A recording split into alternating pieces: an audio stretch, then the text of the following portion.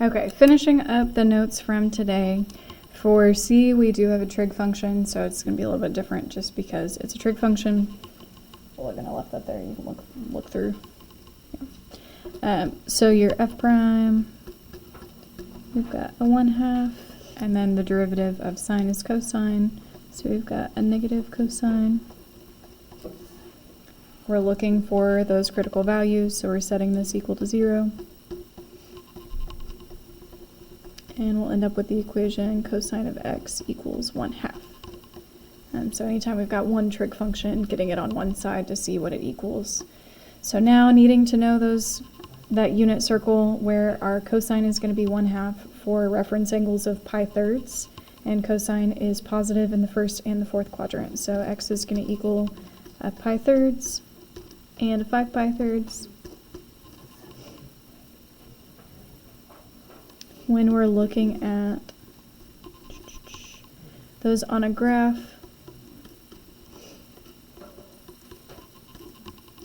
we could plug something in if you wanted to plug in like 0 here to see, okay, cosine of 0 is 1, so 1/2 minus 1 would be negative. You could do some trial and error there and plug them in, but we know that cosine, whenever there is a min or a max, it's going to go from increasing to decreasing to increasing, so it is going to alternate. So really we just need to know where it started, but it also helps to know that cosine normally looks like this, a positive cosine, so a negative cosine is going to be set up like that and then just shifted up 1/2.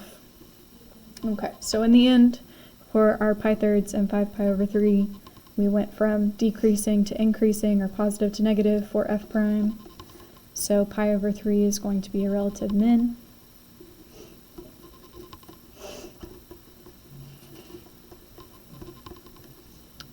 And a relative max at x equals, I should have had an x equals for the first part. 5 pi over 3, because it goes from f prime goes from positive to negative, so increasing to decreasing. All right, so then D and E are both rational functions, which is going to take the quotient rule to find the derivative, but also comparing the positives and negatives for f prime is a little bit different as well. So for D, our f prime, you might pause it and go ahead and use the quotient rule. Check yourself. I'm going to go forward, use the quotient rule. You can check me. I need checking. X plus 1 squared. Remember, the nice part about a rational whenever I'm finding critical values is that that denominator goes away. So that's a good time. And for this one, oh, I forgot my squared. Were you yelling at me? For this particular question, something funny happened. So my denominator goes away. I'm multiplying both sides by the x plus 1 squared times 0 would be 0. But then in my numerator, my x's subtract to be 0, and I'm just left with 1. So my statement tells me 0 equals 1, which it surely doesn't. So if anything ever happens like this, I think this is the first one we've had where a critical value, we end up with something like this, where it's not a true statement. It actually means that there's no critical value. So we'll just say none. There's no place that we have a relative min or max. This function looks something like, let's see, we've got a vertical asymptote at -1. We've got a horizontal at a +1. And then this function looks something like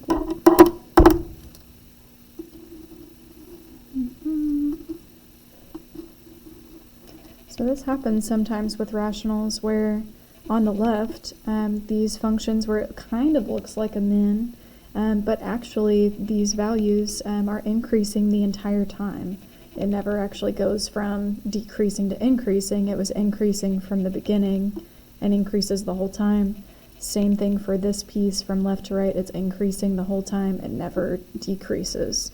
So there's actually no relative min or max. There is no critical value. And so moving on to E, same thing at the beginning, where we do have to use the quotient rule. I think that's a line. so that goes not in my way.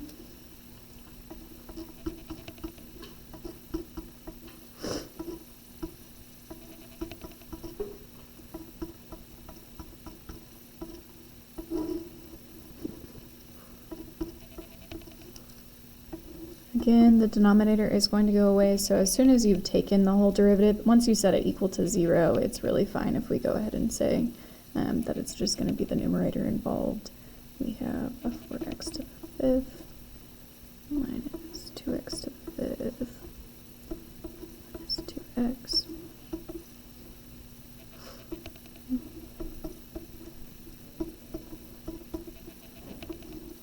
So we can factor out a 2x.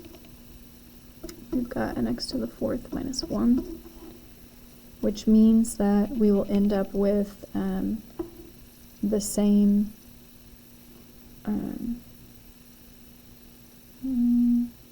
oh, you know what? I misdirected you. I was thinking that we would have to use the rational itself, but we're going to be fine here. It turns into a polynomial because we're just looking at the numerator. I'm not sure what I was thinking there. We've got our x-intercept, so this will be more like the first ones than I thought, except you did have to use the quotient rule at the beginning. We've got x-intercepts at 0, -1, and 1.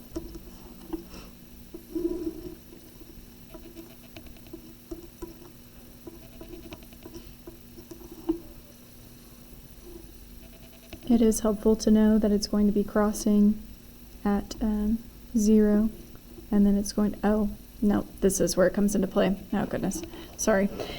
So I can't treat this just like a polynomial because my original f prime is up here. It did have a denominator, so I do have to consider that denominator. That helped me find my critical values by getting rid of the denominator.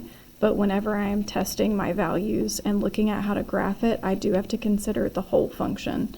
So this is actually not just a polynomial where we're looking at bounce, wiggle, cross, because it wasn't a polynomial, it was a rational up here. So from here, I'm looking at testing values, which it might help me to look more at where I'd simplified it, where I had that 2x to the 5th minus 2x, and it would be over x to the 4th. Where if I plug in something to the left of -1, so if I plug in -2, this will be negative, that will be positive. So let's see, we end up with a large negative number here. So overall the numerator will be negative, the denominator will be positive, so this piece is negative. And then just plugging in something in each interval. A lot of times they alternate for irrationals, but I don't want to assume that. If I plug in a -1/2, this will end up being a positive 1. And then my -1/2, if I'm raising it to a power, this is going to be a fraction. So whenever I combine them, it will end up being positive and positive on bottom. Again, it doesn't matter what the answer is or what I'm getting, as long as I know what sign it is. When I plug in a +1/2, that will end up being negative.